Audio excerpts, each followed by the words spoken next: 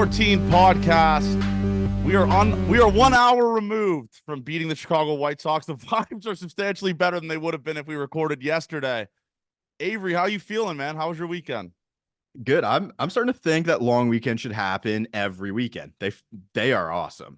Having Monday is so sick. I think we should be like Sweden, 4-day work weeks, kind of would rock. All summer off. I think is something I can get on board with. That would rock. The long weekend was awesome. The city, just the people outside, so many people just walking around. It's been awesome. And then we celebrated our great Queen Victoria today with rest in peace, an awesome win. So rest in peace. Friday and Saturday was dog shit. Oh my God, Saturday was bad. But then you find a way to win the next two. We're soft right now. The schedule has become soft. We've been super hard all season. Now we're soft. It's time to win a lot of baseball games the next 2 weeks. 2 left with the White Sox, 4 with the Tigers, 3 more with the White Sox, 3 with the Pirates. Yeah. I said on Gate 14 After Dark, 10-3 we need to do in that. Well, Bassitt held you accountable. He texted us. He did. He held us accountable. I was really hoping you'd forget that. Yeah. Bassitt I said I'd go not so Slim Shady blonde hair if they go 10-3. And then I don't know why I said this, but Bassitt did stat check me on it or correct me. I said I'd get cornrows. Jays go 10-3. So I'm in a tough spot. Yeah, I'm in a tough spot here. Yeah, we are. But we want our ball club to win games that badly. It doesn't matter what I do to my appearance.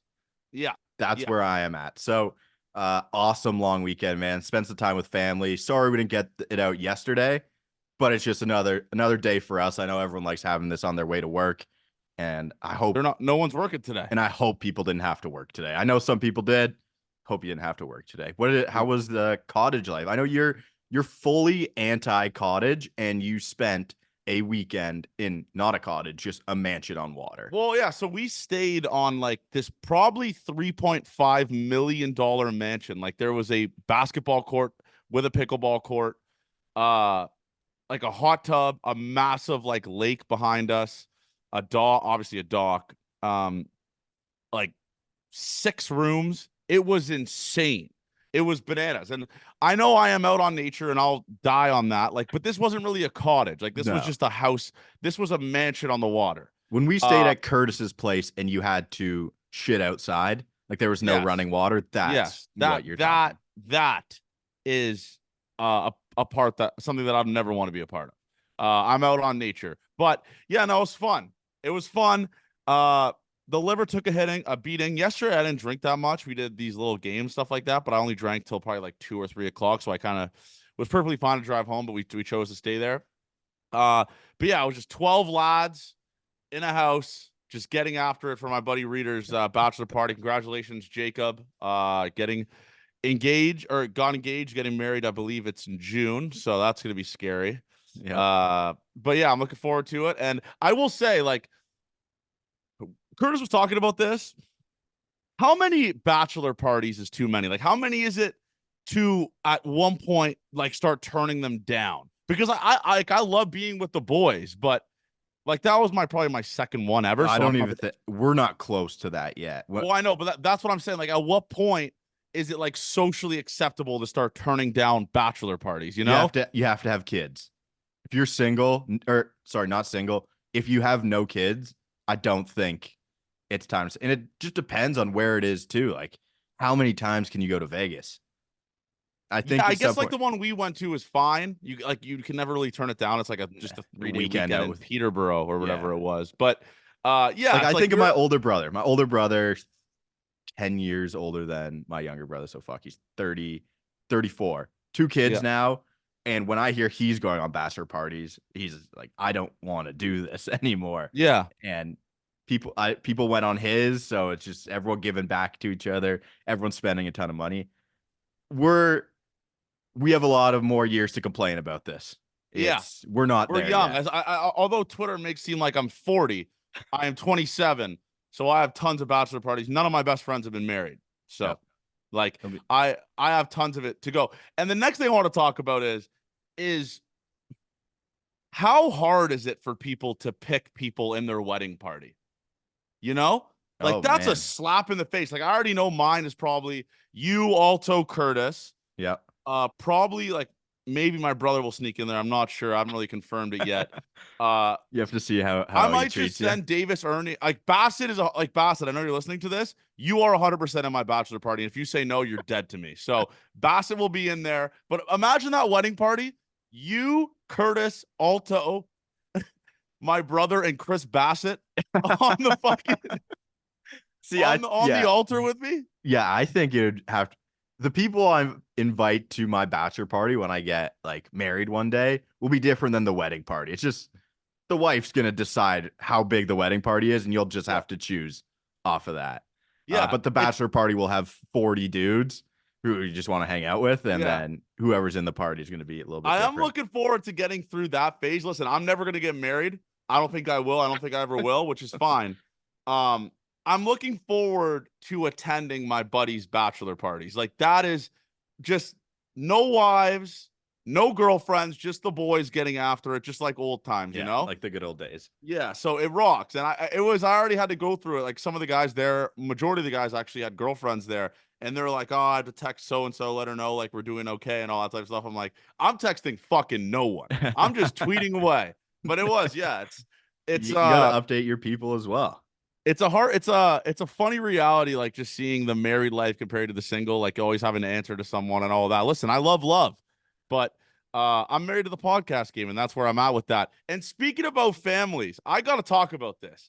This is blowing my mind. This has occupied a massive space in my mind. The Four Seasons Orlando baby. I can't stop watching this video, and I know people. I'll throw it up here on the screen for this clip I'm going to make of it. That baby, I like, is a full blown grown adult. Like that video is insane. Is it like not flooded your TikTok page? It's bananas. I've seen it a couple times, but how quickly he responds to who wants to go there, Yeah. hand up. That is a full functioning person. Who wants to go to the Four Seasons Orlando? Me. And he just puts his hand. He's a full blown, like he's supposed to be a child. It's one of the most insane videos, and it's free advertisement that you just can't pay. Now everyone knows what the Four Seasons Orlando is. It's a talk of the town. It's all over TikTok. And the memes out of it are bananas.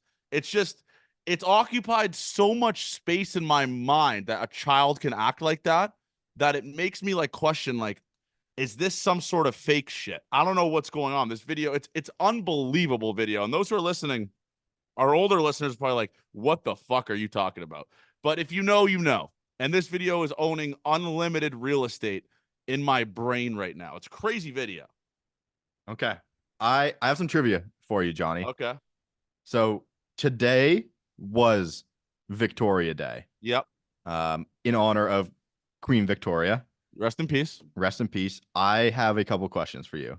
Okay. First of all, what country is she from?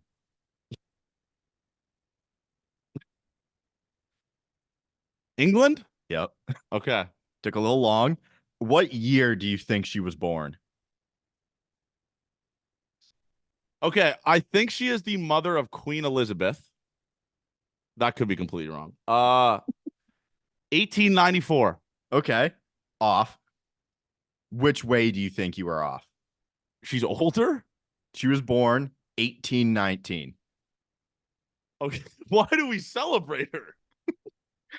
How old do you think she got? 91. 81. Pretty good. Okay. That's got to be a long time for that. Back then, the average age was like 50. She died in 1901. Yeah. Back then, if you were 50, you were like the elder. You're getting free parking passes to go to grocery stores. Yeah. That actually blows my mind. That blows my mind. But shout out, man. Shout out Queen Victoria, Queen man. Victoria, you would have loved your holiday in 2024 watching the Blue Jays play. You would have loved Danny Jansen in the 2-hole, like you said. You would have loved it. But yeah, I get like, okay, I guess we go to the Blue Jays talk now. We have been tooting this horn, not to talk about today's game because we'll obviously go into the Rays series, but how long have we been saying put your best hitters at the top of the lineup? Like it's Jano a in foreign the concept. 7-hole is bananas. He has a 200 weighted runs created plus, and he's hitting in the 7-hole. Like we put him in the 2 today and he rakes. Like is that not a crazy concept, Avery? It's like get the guys the most at bats that are the best hitters. Yeah, like let them. You don't want to say this out loud, but let them hit themselves out of their hot streaks. Like they need to be given the chance to do as much damage as possible, as often as possible. And that happens at the top of the lineup with the most at bats. Some people like to push back saying lineup composition doesn't really matter. It had hurt them. It had hurt this baseball team over the first month and a bit of the season. It's just how it was. Springer was getting up way too often. He was like the worst hitter in baseball with runners in scoring position. It had hurt this baseball team. And it's just funny how baseball works in general because Springer will come up with the bases loaded in the sixth hole anyways. Like he's the big spots are going to find these guys no matter what. But I'm almost thinking Vlad should hit leadoff, man. He's hitting singles and Davis is doing the damage. Jano's doing the damage. But I love how it took till May 20th to figure this out. And Schneider came out at one point and said, it doesn't matter where they are in the lineup, they're going to get pitched to the same. Sure, for sure. No shit, idiot. You're going to No game shit. plan George Springer, who's been in the league for 10 years. They're going to know how to attack him at this point in his career. Yeah, obviously. It's just he was getting so many more at bats than guys who had done better at the plate. So thank God we finally got here, and we will see some movement, and that's okay. Like we know that's going to happen. Schneider's not going to be the leadoff hitter for the whole rest of the season. Jano's not going to be in the 2-hole the whole rest of the season. The other thing that's interesting is people talking about Jano DHing. Danny Jansen famously on the show came on here and said he hates DHing. We got to find that quote because I don't do numbers. Because he talked about Detroit. We were talking about his Detroit home run last year. And he said he hated DHing. I forget. I thought he said hated it. Like it's not, he'd rather catch and hit than DH and hit, obviously. And he smashed a trash can that day. Then he hit a game-tying home run or to take the lead in Detroit last season. So I think that's the thing of being in the room. That's the difference when everyone says, oh, he should be playing every day and DHing. If Jano tells John Schneider, hey, man, like it doesn't feel the same when I DH, that's the decision that John Schneider is going to make half the time. That's what we don't see going on in the game. So that's where I'm at with that. Love today's lineup, and it immediately paid dividends for them. Again, is it the lineup or is it the fact that the White Sox are kind of shitty? Eric Fetty had been really good. The White Sox have won 13 games. Eric Fetty was 4-0 before today. So that shows that he's been pretty good, and we're going to get Crochet tomorrow. But a good building block for a stretch where you need to win a lot of baseball games. You're facing some bad teams coming up, right? I mean, you got to take advantage of this. But we won't go in today's game. Let's go into the weekend. We're going to talk about Friday. The game that we thought the Jays would win. The game that we said should be a cakewalk, hypothetically, against Tyler Alexander. This motherfucker takes a perfect game into the 8th inning against Toronto Blue Jays. The dude with a 5.3 ERA had a perfect game going into the 8th inning against the Toronto Blue Jays. I was ready to end gate 14 right there. The Jays got perfect game and no hit within a month and a half. That was the end of gate 14. That was it. That was the most frustrating thing to watch. And I watched it alone on the couch. I was watching the game while everyone was enjoying their time outside, boozing. I was locked in watching them get fucking perfect game until the 8th. Brother, my buddies were watching hockey. I was on Apple TV on my phone as well.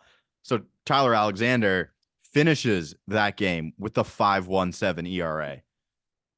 Doesn't just start with 5.3, like you said. He finished the game with a 5.17 ERA. It was insane, some of the swings being taken. Watching him pitch makes me think I could get out in the big leagues at 70 when he's throwing 88 and we're behind. Obviously, things go into pitch tunneling and stuff like that. Yeah. That is infuriating to watch. Someone who doesn't overpower you just beat the shit out of you. 4 strikeouts through 7 1/3.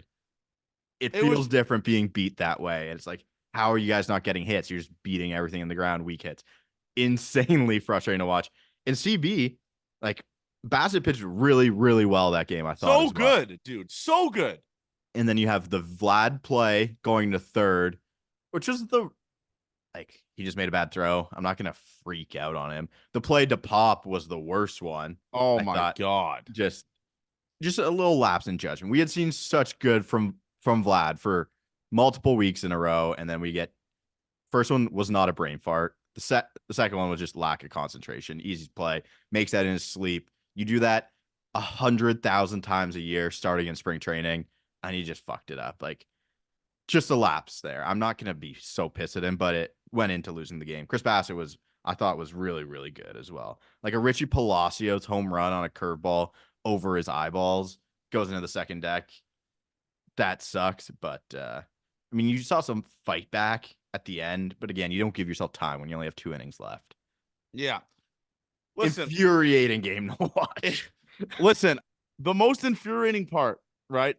Jano hits a double. Davis Schneider hits a 2-run bomb. I am watching this in the basement, and I'm going, oh my God, they might come back and pull us all the way back in. Kevin Biggio, RBI single. Bases loaded. Of course, George Springer is up with the bases loaded. Right? Yeah. Of course, George Springer is up with the bases loaded. I'll say this, Avery. Put a great swing on the ball. Hit it hard to third. Double play and bang. Shot right to the dome. Just put a bullet in me. It didn't even, yeah, it wasn't long. Like George was out immediately in that Yeah. at bat. That was probably, I will say, and we talk about this, that was probably one of the most frustrating things to watch. Just the fact that they had that fake comeback, crawl back, like the offense is starting to show light because their 2 best hitters decided that we're going to do this shit ourselves. Calvin Biggio, who has been terrible, shows up with an RBI single, first pitch right up the middle. And then George Springer, double play ball. I was fuming, Avery. Like that, I haven't been that mad in a while. And it's always, I feel like with this team, it's always the dudes that are struggling that are up when it matters. When it matters. Like you could put Springer, he was leading off that game. You could put Springer in the 6 or 7 hole. I guarantee you somehow, some way, he would have been up in this exact same situation. It just always finds him. Yeah, that's what I was saying too. It's baseball. He's going to be up with the bases loaded and 2 out at some point, or runner in scoring position 2 out, no matter where he's hitting in the lineup. Yeah. Just crazy stuff. Crazy stuff. But man, Bassitt looked great. It sucks that Vladdy throw really fucked him because it sucks as Bassitt got the loss that game, which I know wins losses don't matter, but 3-6 when the guy's been absolutely pitching his dick off the past couple appearances is just a tough look for Bassitt. I mean, I feel bad for him. The offense just can't show up, but he had some pretty good quotes after the game too, along the lines of just pissed off, just mad. It's how everyone was feeling. I think he has pretty good heart on his sleeve quotes where he tells everyone how he's actually feeling, which is good. And he's like, we're not going to take anything from losses anymore. There's no silver lining in this shit. You have to find a way to win. Is it crazy to say, Avery, that Bassitt is going to be like, if I don't think he just loves the wilderness and eating fucking vegetables off the floor.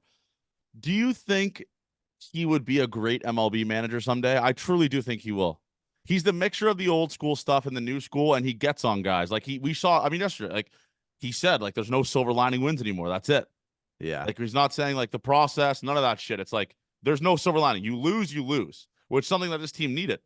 This is going to be dumb from me, but not a lot of pitchers are managers, become managers. I don't think so. Most of the guys I can think of are catchers. Are good pitching coaches though, like Andrew Bailey, right? Sure, he could be a head coach one day, but for sure he could do something after he's done coaching. I just think he loves the wilderness. It's insane that he is going out fixing beaver dams, and then those nights he was playing Fortnite with us till 3 a.m. He's the man. We got to do a Bassitt. Someone tweeted this out. I mean, I know Bassitt's listening to this. We got to do an off-season hunting with Bassitt. Can we get Swanee involved too? Yes, or just be in the wilderness. Like just Gate 14 does the wilderness. I would love to spend a day with some of the guys where just a hunt, like, you know, pack massive dips, just spit, eat fucking beets off the ground or onions, whatever the hell Bassitt was eating there. I have no idea what he was eating there. I really don't. But yeah, I guess we can talk about that video before we go into Saturday. That Bassitt behind the scenes video is incredible stuff. Like, so I know Glasnow, and that's how Glasnow met his girlfriend. Was he threw her a ball with her? It was number on it. They zoomed in Yes, with the the camera photographer. guy. Yeah. Yeah. So Bassitt pretty much using a 6-year-old bat boy. For those of you that don't listen to it, don't know what we're talking about. The Blue Jays did a documentary of Bassitt's offseason, like all that type of stuff, at his house and with his kids and his wife. And Bassitt essentially said to the bat boy, "Give this girl, like gave her like give her Baseball. this ball with my number on it," and the rest is history. I didn't know he had wrist. Like, I can't picture Chris Bassitt talking to girls because he is just so locked into baseball. But he's a great dad. It seems like. I mean, he's father goals, the kids say. But that video rocked. If you haven't seen it, watch it on the Blue Jays YouTube. It gives you They have a couple good. They have all the ones they put out are good, are fun to watch. it They did a shows you great the one. side of Bassitt that we know, where it's just like he's just a normal dude that happens to be nasty at baseball. Like he just good at chirping. Great father. He rocks. So that video was incredible. It really was. It was cool stuff. Hopefully we could do some more stuff like that in the off season with the players and stuff. Maybe stay in David Schneider's basement with his dad's basement with him. You But want to do? let's go to Saturday's game, Avery. So Saturday's game. Before we go into it, though, let's talk about the Ross Atkins presser. Yeah. I will Are say, you like, surprised on any single thing? I'm not surprised. Like, why does this guy even talk to them? Like, no one even asked for that. Like, I'm not hating on Ross Atkins, but all that does is just dig you a deeper hole with the fans hating you. Like, there is no right thing to say in that situation. One, you're not going to bash the team you constructed. Two, you're not going to bash Don Mattingly and the owner, like, and the management. Like, you're not going to bash the players. It's that was It's so I don't know useless. why. What? It was so useless. It was the most useless thing ever. It was like, There were why layups even too. do that? Yeah, like he said that John Schneider makes the lineup. Okay, we can kind of get mad. There was nothing of substance that came out of that besides you and I just fake tweeting quotes to get. Which rocked. Like, people were getting so mad at me. I was like, shut the hell. Like, of course, Ross Atkins didn't say to ban the wave. Like, people were. I don't know why. I mean, he might as well just put out a statement instead of taking questions. Like, he should get a frequently asked questions box from the fans and just write down his answers to save Keegan and everyone the time for showing up 10:45 at the park. It's just like Ross Atkins meeting with the media is just like, I didn't get the point of it. It was just a nothing burger of quotes. It was like a chat GPT of quotes from Ross Atkins. Like, yeah, some second year Brock student wrote his answers for him. Like saying, I trust this lineup still. No shit. You haven't traded anyone in 2 years. Of course you trust the lineup still. All that's like, just do an interview with Gate 14. We'll get down to the bottom of this shit, Ross. No, learn about your childhood. He can give the same shitty answers. Just give them to us. Yeah, give them to us. Give them exclusive. But I have actually a theory that Mike Wilner got the Blue Jays sick. So Mike Wilner was pictured today at the Rogers Center with a large group of people not masked up, had his mask wrapped around his wrist, but then goes into the clubhouse. I'm assuming not washing his hands. He's definitely not a wash hands guy. And touches the Jays, pats them on the shoulder, shakes their hands, masked up.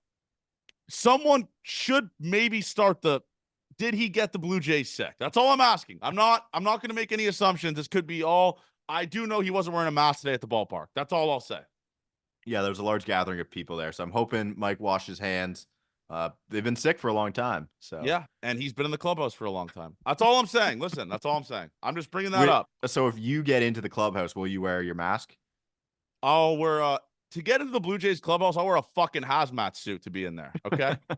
I'll wear a goddamn hazmat suit to be in that clubhouse. But yeah, surely Mike will love that quote. Fuck you, Mike, if you're listening, by the way. Next thing, let's go into Saturday's game. Saturday's game made me sick. It was awesome till it wasn't. It was awesome till it wasn't. Like the Springer single, Vladdy single, Varsho double, all the big dogs were hitting. Kevin Gossman looked great. Got out of a couple tough jams. His ERA is down to 4.89. And the bullpen lets them down. We haven't said that in a while. Usually it's the offense, but they should have won that game, Avery. Like that was very, very frustrating, man. That was nothing. That was a step on your throat type moment where they just sat back. And then Gosman comes out and says, when we're winning, it feels like we're losing. That's That was a horrible. crazy quote. That's horrible to hear. And I think people agreed with him sometimes. It's 4's not enough, and 4 certainly wasn't enough. But you see Vladdy single, Varsho doubles, Springer gets him in as well. That was awesome to start, and then they start chipping away in the 6th. That was really tough, man. Love what Kevin Gosman has been doing as of late as well. Like he's just back to the pitcher we know, getting more swings and misses on his splitter. Really happy to see that. That is a baseball game you have in full possession until the 6th inning, and then it's just blown. That one hurt. Horrible as it is. Maybe they left Gosman in too long. Okay, maybe. But Nate didn't help anything when he gives up the home run I think in the 8th. And it is so annoying that DeLuca and Pepio are as good as they are already for the Tyler Glasnow trade. Yeah. Pissing me off, actually, to be honest with you. 2 young guys just immediately making an impact on the Tampa Bay Rays after they get traded for Tyler Glasnow. So, yeah, you hated to see that. That was more disappointing than Friday. Friday, frustrating. Didn't think there was a way they were going to lose that game.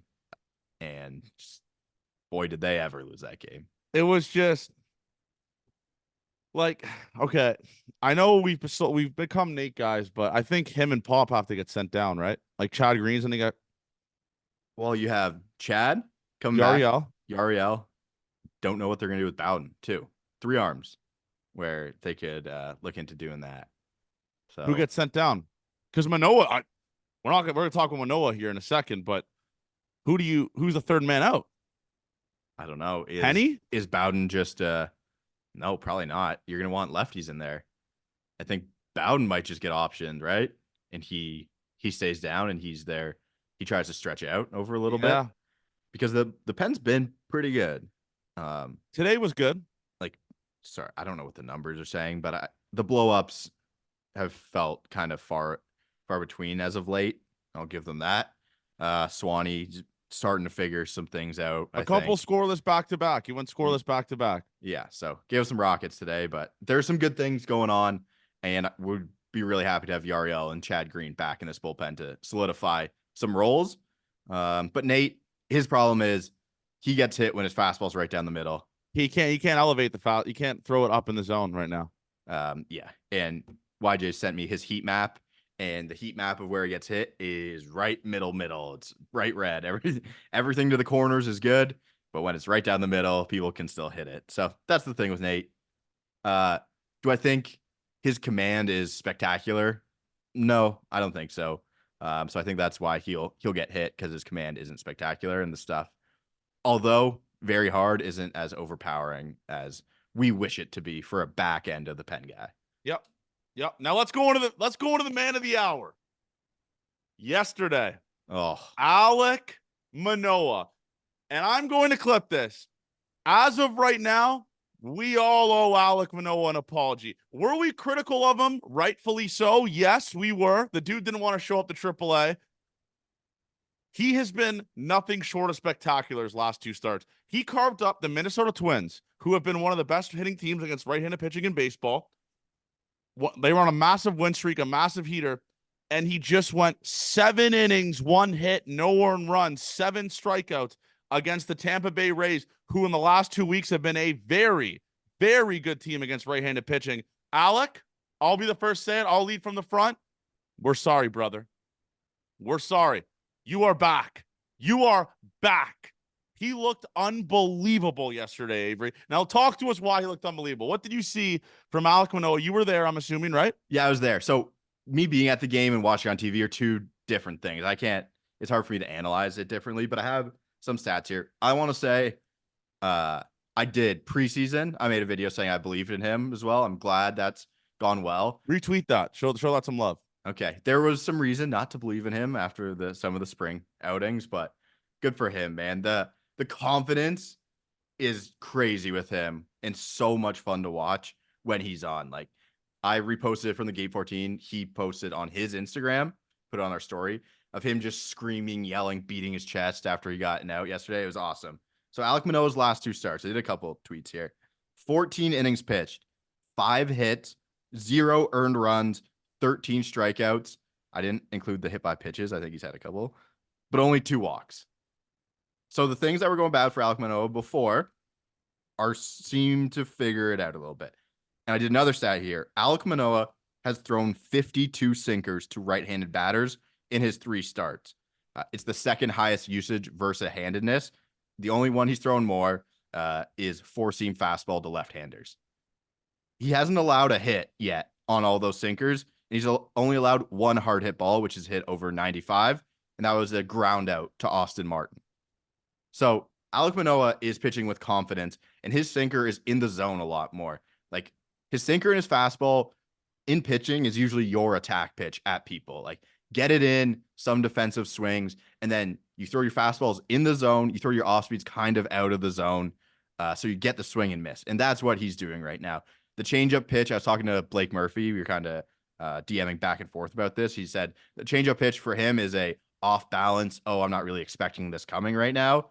Not a huge out pitch or a huge swing and miss pitch. Doesn't have a ton of depth on it, but it's a decent enough pitch when you're throwing everything else really well. So the slider out of the zone, fastball in the zone, attacking the hitters. The mechanics are sound. He's confident, and he's having a lot of fun pitching right now. And it's been evident, man, that those were two really good outings before. The other one got fucked by a home run that kind of ruined everything, but yesterday was special. It gives me chills watching Alec Manoah back to what he was in 2022, because when he is good, you talk about it, man. It's like he's painting the corner. He's a little bit effectively wild. He really is. Like, I know the walks are way down than what they were before, but he is effectively wild solely based on the fact that you don't really know where this pitch is going to go a lot of the times. Where the catcher's set up, they don't really go there a lot of the time, but he has been a dog. And I've seen people talk about on Twitter, oh, he shouldn't be yelling at hitters. He shouldn't be screaming on the mound. That is when he is at his best. When he is not confident in himself on the mound, that is when you get the blow-up starts. He is only good when he is yelling at the opponents, yelling at himself, screaming, let's go, hyping up the infielders, hyping up the outfielders. This is the best version of Alec Manoah that we have seen since September 2022. I know we had a rough October, and then in the playoffs he was tough in 2022, but this is the best version of Alec Manoah we have seen in like a year and a half. So us fans, I think it goes hands in hand though, right, John? Like, yeah. If he's confident and he's pitching well, you can do the things that people hate. If you're doing that when you suck, people just call you a loser. We've played sports enough. If you're doing that when things aren't going well, they just tell you to go fuck yourself, pretty much. So it going hand in hand is showing how confident he is in his stuff and when it's going well. Yeah, and he has looked unbelievable, man. I mean, yesterday's start, I will say, in my opinion, was his best one. I know people like that twin start because the strikeout numbers were there and all that, but in terms of location-wise, Avery, he didn't even really get in any jams. Like, it was just slowly, it was just a 7-inning shove fest. 1 walk, 1 hit, just shoved. And the strikeout pitches were great, the put-away pitches, everything. He has looked unbelievable, and you got to give the flowers. Make sure the applause is as loud as the disrespect. I think we said good. Yeah, I think that's what it was. The applause is as loud as the disrespect. I'll go with that. We always said the upside was highest with him. We knew that. Like, it was Yariel, Bowden, and Alec, and they said, okay, what are you doing with the 3? Recency bias. We're in the recency bias part about Alec right now after 2 great outings, obviously. The recency bias was saying, oh, Alec's done for. There's a reason they shoved him through. They didn't really care because CB told us preseason, said the ball's coming out of his hand differently. It looks a lot better. And then as soon as the injury happened and the blowups, we all quickly forgot that. And I said, okay, I'm ready to give it another chance. He has the highest upside of all of them. He was a fucking Cy Young finalist. I don't think Bowden Francis or I don't think Yariel Rodriguez will ever be a Cy Young finalist, but they can still be fantastic pitchers. Alec was always the upside guy. This is the best thing for the Toronto Blue Jays is him being this version of himself. So I think they're very happy how things have gone. Yeah, I'm with you right there. And he's just electric on the mound. He's awesome, dude. He gives you something that I know Yariel's kind of electric too, but Alec Manoah is just seeing a homegrown talent like that do that for the Toronto Blue Jays is incredible. I do want to make this. Sorry, John. Do you get a little satisfaction of other fans love to make fun of Alec Manoah? And when he starts to pitch really well, it'll be nice to start motherfucking them back a little bit. We just had to eat it for a couple years of just Alec. Like those Kirk. bums over at Talking Baseball. Whoa. We're coming for that ass if he has a couple more good starts, folks. Yeah. We are. But I will say this. I will be sick to my stomach. We will be sick to our stomachs and look back on this season as fans 5 to 10 years down the road if we waste having 5 top-end starters on your rotation and not making the playoffs. Yusei Kikuchi, sub-3 ERA. Jose Barrios, American League Pitcher of the Month in April, has looked unbelievable. Chris Bassitt, last couple starts looked unreal. 200 innings last year with a 3.6 ERA. Like if Chris Bassitt's your worst guy. Yeah. Kevin Gossman, Cy Young finalist last year, has really started to figure it out. And Alec Manoah, who has been insane the last 2 starts. If we waste this, if he keeps pitching like it's Alec Manoah, this is going to be unbelievably devastating. And we already have 2021 to look at with wasting the best offense this team has ever had. We might waste the best pitching staff this team has ever had if they don't figure this shit out real quick. And that is what's going to hurt, Avery. If these pitchers keep putting up these numbers every 5 days like this, it's gonna suck. It's gonna hurt. Yeah, I'm on board with you that it can't happen. Right now is the time to change things. It's still early enough. It's still early enough. You could combine a lot of good things about these teams and make an awesome baseball team, but at the end of the day, that's not how you play baseball. Take teams from different years. We just need to find a way to win right now. And let's talk about the man of the hour also in that game. The Danny Burgers legacy game, a triple away from the cycle. Are you shitting me? What a game. And you got to witness this in person, Avery. Yeah. The main thing was why is Daniel Vogelbach on the team? And there had been genuine pushback as to say maybe he shouldn't be. Finally, he's getting he got a lot of playing time these 2 weeks. Yeah. And he put together a game finally where shows that he's major league capable. Hit a home run finally. First as a Blue Jay. His second stint as a Toronto Blue Jay finally hit a home run. The most impressive swing was the backside double to go with it as well. And then just kind of a over the second baseman's head. Daniel Vogelbach, because everyone behind me when I was sitting there is like, I fucking hate this guy. And I said to my girlfriend, well, he's really good at doing 2 things, walking and hitting home runs. And right now he's really not doing either of those things. And then the next pitch, he hit a home run. So the guy in front of me thought that was awesome. And it was very happy to see for Daniel Vogelbach. He's there because he's a great locker room guy who doesn't have to play every day and isn't going to worry about things. That's why he's there. And Spencer Horwitz is not there. I'll say that 1,000 times out of 1,000. He is very funny to watch play baseball, and very funny when things are going well for him as well. It's just like, I'm not quite sure there's a guy in the minors that could sit for as long as Vogelbach and be happy and be content and just be fine with being a team guy and a cheerleader for majority of the time that he's with the team. And Vogelbach steps up off the bench and just rakes and was the spark plug for this team. That his home runs rock because he like Daniel Vogelbach barely gets around his barrel. He swings with his dick. Like it's like his bat is where his dick is. He's swinging with his dick, Vogelbach. Like everyone knows what I'm talking about. His swing doesn't go past his torso, and it's just his dick is the bat. It's unreal. That's the best way to talk about the dick swinger. The big dick swinger is Daniel Vogelbach.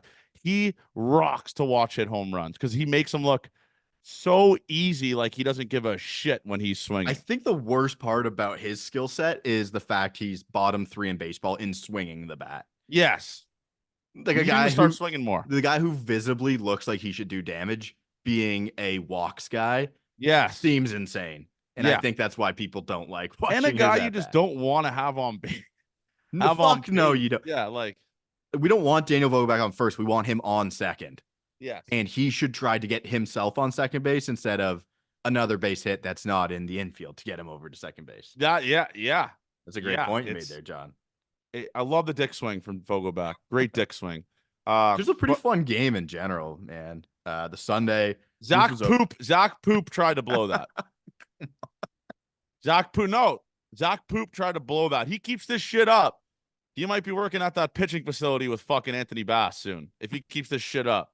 Zach Poop was terrible. Yeah. And he has been his last couple starts. No disrespect, but our last couple appearances. But it's insane. His stuff looks it's nasty. Yeah. How is he bad?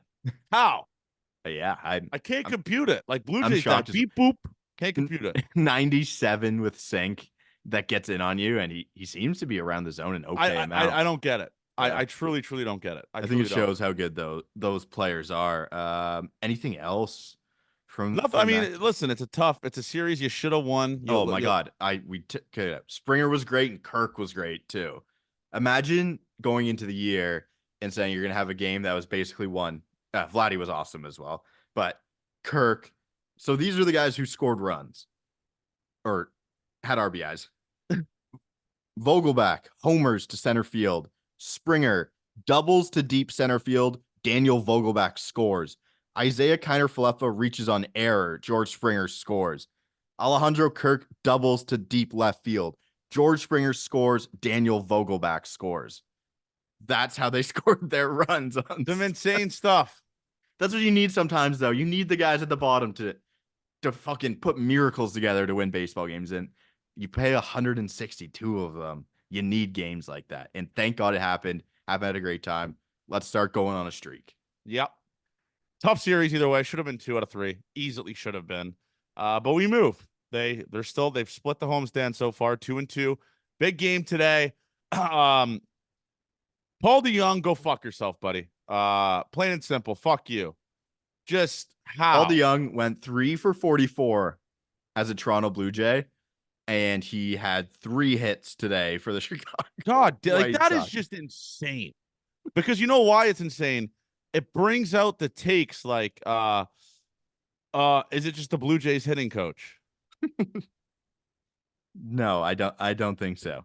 I don't think it's just the Blue Jays hitting coach. I think he went through a really, really bad stretch there. And yeah. I bet he wishes he could have that back. He was finally hated by an entire country. He had to go to the White Sox to find playing time, and it's finally. He's not just hated by the city of Toronto, he's hated by the country of Canada. But yeah, Jose Barrios looked great. I mean, we just talked about this at the start of the podcast. You put your 2 statistically best hitters at the top of the order in Davis and Jano, and that's what you get. 4 for 10 with 5 RBIs, albeit Jano had all 5 of them. But just an unreal game from Danny Jansen, man. He is simply incredible. Honestly, he is. He's probably one of the best hitters in this team. He's found a way to be successful, and Keegan tweeted this today. He'd been impressed with how Jano had blocked out the noise of all the hitting coaches, right? Trying to change things. Jano has stuck to his thing where let's pull fly balls. He hit a backside double as well, which is showing that he's working gap to gap. It doesn't matter. He just needs to strictly pull the ball. But that home runs rock, man. Easiest way to score runs in this game. Hitting it out of the yard, get one in. So Jano's been awesome. And I love that he went to the 2-hole and succeeded right away. Schneider in the 1-hole, he got a double and Jano got him in. Like Vladdy behind him as well. That's what we need.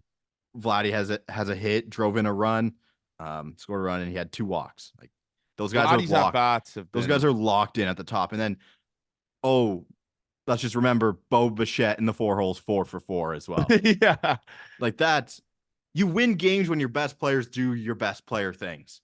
And you're not facing a bum pitcher. You're facing Eric Fetty, right? Like Eric Fetty's good. Like Bo Bichette, besides Saturday where he kind of looked a little bit rough, or Sunday, I believe it was, he looked rough. Yeah, he's grounded into a million double plays. He's starting to look at least more like himself. Hitting balls hard. Today he looked great, but I will say, Avery, do you know what they say? Sometimes you trade things in baseball. That's not really what they say, but we sacrificed a good soldier for Vladdy to be back. We sacrificed Justin Turner. We did. Justin Turner is 0 for his last 28 and 6 for his last 61, hitting .098 in his last 15 games. Vladdy in his last 15 games hitting .404. His last 7 games, 375. Officer Turner, we salute you. Thank you for your service. Justin, you've put together a lot of great years.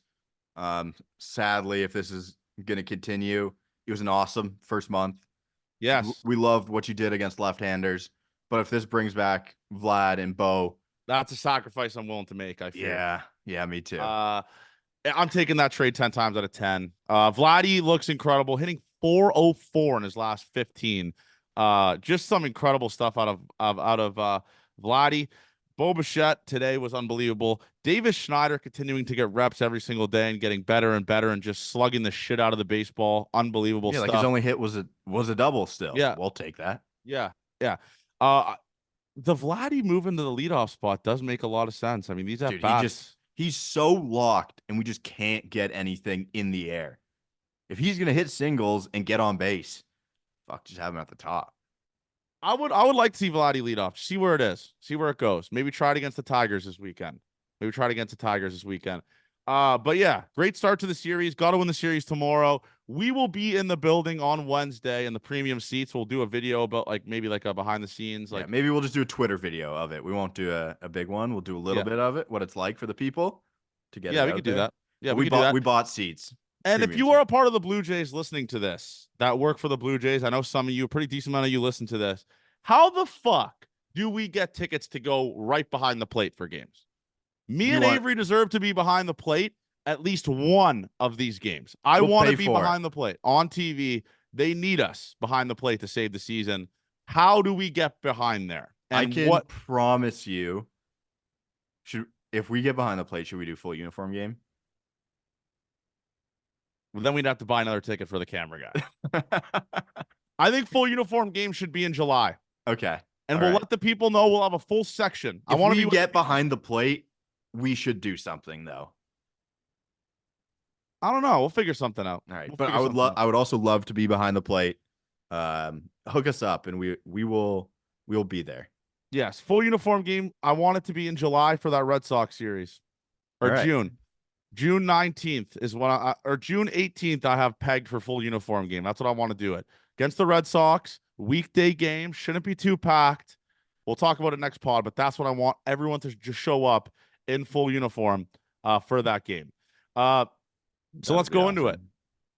Crochet versus Kikuchi tomorrow. Bassitt versus that piece of shit scumbag Mike Clevenger, known domestic abuser, loser Mike Clevenger, allegedly. Versus Chris Bassitt. Dalton also hit a home run today. They're taking two. It's a sweep. It's time to sweep. It's a supermarket sweep. Crochet. Coach AJ, what is that? They say that? No. Crochet is going to be a tough matchup tomorrow. But it has to happen, dude. We got to get hot. We got to sweep. It's like a save the season sweep. Yes. Save the season sweep, and we will be back. So I'm saying a sweep. Yep. I like that too. Do you want to go into some questions here? Yep. Blue Jays Muse asked, did the Blue Jays ruin Paul DeYoung? Was he the best hitter on the team, but he was just too shy to show it last season? So Paul DeYoung's never played for a country before. You think he was nervous? He's never played for a country before, but I will say it is objectively funny him coming back here and just going 3 for 4, right? You knew it was going to happen. Yeah, that's just funny against Berea. Like, I'm happy the Jays won, but that's just funny. That's just funny, right? Yeah. There's a lot of questions about this one. What does a Danny Jansen extension look like with the Toronto Blue Jays?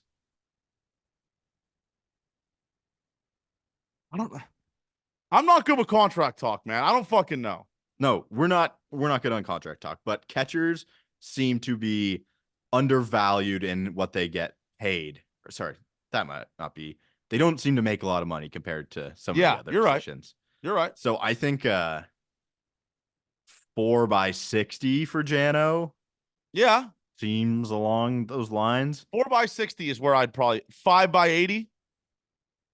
Yeah, I I think four by 60 is where I would land with him. No idea, because Garver got 2 by 24, I He's believe. better than Garver.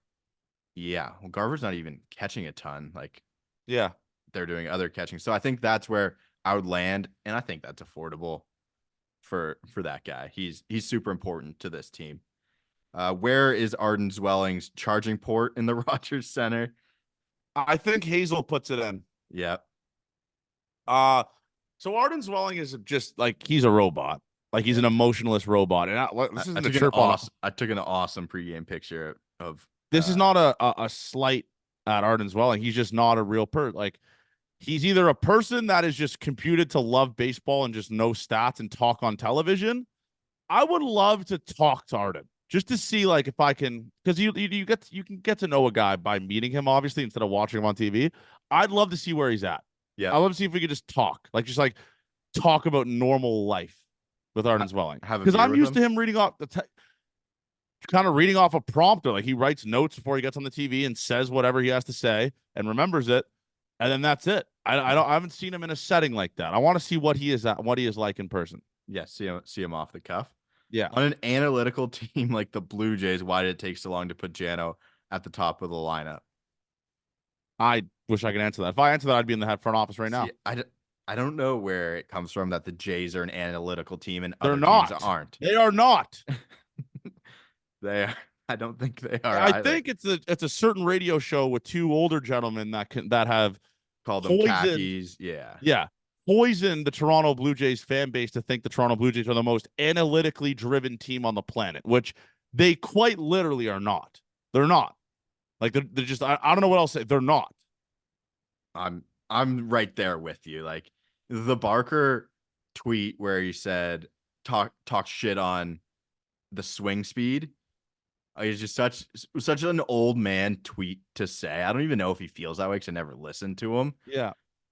But they're ushering in thinking that analytics are the worst thing ever. Analytics help you make decisions. They don't change things like I promise launch you. I bet they bitch about launch angle swings too, and now Vladdy's not hitting home runs and they're bitching that he's not lifting the ball. It's analytics aren't a bad thing in baseball, man. They never have been, and they never will be. They certainly never will be. Is the World Series back on? Yes. Short answer, yes. I just need an update on Joey Votto. Is he playing? I want to talk about this. All right. There has never been a more mystical creature in Toronto Blue Jays history than Joey Votto. And this isn't me chirping him. The dude hits a home run against Zach Wheeler in spring training, rolls over an ankle, and is just gone forever. We haven't heard if we get the update once a week. Joey Votto has tied his left shoe. Joey Votto has made himself breakfast this morning. I don't know what he is doing. Is he facing pitching? Is he alive? Or is he just on a trip in Dunedin with his buddies? Because I don't know what he is doing. Like a rolled ankle. I know it's obviously whatever. The older you get, the tougher the injury is. It has almost been 8 weeks since this happened. How long does it take to recover a rolled ankle, dude? It's insane. Yeah, I thought it would be a 2. They were talking he was day to day once he rolled it. It's more like year to year with this fucking guy. He'll be good for August 2026 with the rolled ankle. Yeah, he'll be on his third 1-year contract by the next time. I respect kind of just going out into the hitting a home run and just always being like a myth, like what could have been. Like he hit a home run off of Wheeler when he said he was going to bounce back and be great for the Blue Jays. Man, if he didn't trip over that bat in the dugout, where would he be right now? Oh my God, that is insane. Can we talk about how bad Luis Rivera was as a third base coach? Fable, I don't know how to say his name properly. Hasn't had a single person get called out at the plate yet this year. Sure, it might be because we weren't that good offensively, but we haven't given up any possible runs. I don't know how. Everyone hates their third base coach no matter what, I feel like. The only time you talk about them is Yeah, when they fuck up sending. We're not routing. talking about good sends on the podcast, okay? Anytime they score, it's a good send. Anytime they get thrown out, you're a fuck up. But you know what? Let's give someone his flowers. Sure, Fable's been great. Good job. Good job, brother. Great job, Fables. Way to do your job, buddy. How many holes does a straw have? 1. I can get down with that. I'm out on paper straws, by the way. Fucking pathetic. Oh my god. Like, so and let me say bad. this. I'm not going to get political, but the fact that we have straws being shoved down our throat when people are riding on private jets, I saw Kylie Jenner took a private jet for a 30-minute drive. She took a private jet. But we have to fucking drink out of these shit straws. Paper straws Get out of my suck, face, dude. Yeah. Get out of my face with that. They are really, really bad. All Terrible. right, that's all I got. Terrible stuff. But anyways, quick one. Actually, not really a quick one, kind of an hour. We'll be back in 2 days. Talking to you guys with the Toronto Blue Jays. More pods condensed. The live streams are back. I know we took a little hiatus there. Obviously, been busy the last couple of weeks, but the live streams will be back. Do we want to commit to one tomorrow? Yeah, I'm down. Yeah, we'll do one tomorrow. Crochet Bump Day versus USI. We will talk to you guys on Wednesday night before the Tigers series. Hopefully, we'll be going to the Tigers game Saturday. I'm thinking about doing it. I really want to go to Comerica again. I love that stadium. So we'll be back on Thursday. Tune into the live stream tomorrow. Purchase the Gate 14 stuff on gate14.ca. Avery has been getting some hats designed for us, and let me say this: they fuck. Okay, They so rock. stay tuned. Stay tuned for those. There's only going to be 200 available. So we sold a lot last year. They're going to be selling out like hotcakes. So make sure you get those there. Gate 14 forever. Love you guys, man. Enjoy the next 2 days. We'll talk to you guys Wednesday night, and let's have ourselves the rest of the week. Now we go.